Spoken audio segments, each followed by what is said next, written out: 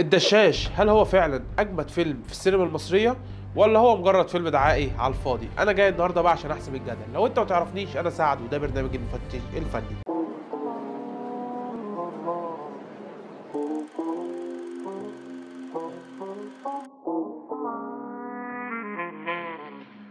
فيلم الدشاش هو فيلم البداية يعتبر لمحمد سعد عن آخر فيلم ليه من 6 سنين، وهو كان فيلم محمد حسين. وأخيرا محمد سعد قرر يخرج بره الكاركترات اللي احنا حفظناها ويسمع كلام جمهوره ويعمل حاجة درامية جديدة. فيلم الدشاش هو فيلم البداية بعد النهاية، لو محمد سعد بجد راجع يسخن بالفيلم ده عشان ينزل بالتقيل الجاي. محمد سعد رجع لنا بفريق كبير جدا، اولهم الاستاذ خالد الصاوي، وطبعا الفنان التقيل باسم سمره، ومعانا ابطال كتير زي مريم الجندي ونسرين طافش وزينه واحمد فهيم ومحسن منصور واحمد الرافعي اللي عمل دور جامد جدا. بيبدا الفيلم محمد سعد قاعد بيمسح في مسجد وبيروق في الحمامات، واول لما يقعد يستريح بيجي فلاش باك بيقول لنا ايه اللي وصلنا للمرحله دي. الفيلم بيحكي عن الدشاش اللي هو محمد سعد اللي عرف من الدكتور اللي هو عنده مرض في المخ وفاضل له من 3 ل 4 شهور وهيموت. هيقرر بعدها انه يتوب ويروح يخدم في المسجد ويوزع التركه بتاعته على مراته واخته واصحابه وما يتبقاش معاه مليم، ويروح يخدم في المسجد ويعيش فيه ويستنى الموت. لحد هنا تمام؟ لا مش تمام، الفيلم لسه هيسخن. الدشاش هيكتشف ان كل اللي حواليه كدابين، منهم مراته نسرين طافش واخته مريم الجندي ودكتوره خالد الصاوي،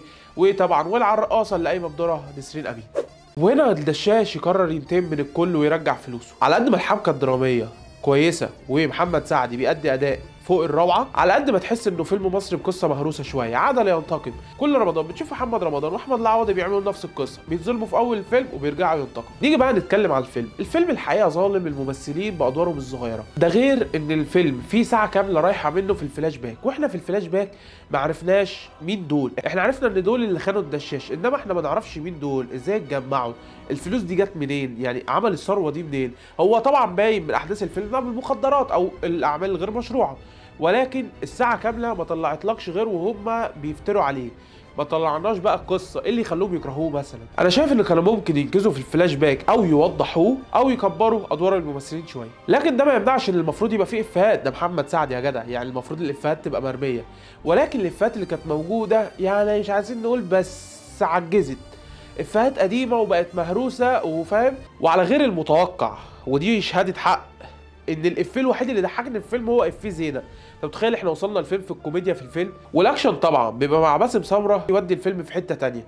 كان ممكن يطوروا شويه من الاكشن، يجيبوه بس يكلفوا منسق مشاهد وكان الفيلم هيطلع احلى من كده بكتير. بس برجع بقول لنفسي ان ده فيلم التسخين، يمكن الافلام الجايه مقارنه بافلام محمد سعد القديمه تبقى احسن باذن الله. قولوا رايكم في الكومنتات للناس اللي شافت الفيلم، وما تنسوش تعملوا لايك وكومنت وتتابعوني على منصات التواصل الاجتماعي، هسيب لكم في الديسكريبشن واول كومنت. كان معكم سعد من برنامج المفتش الفني.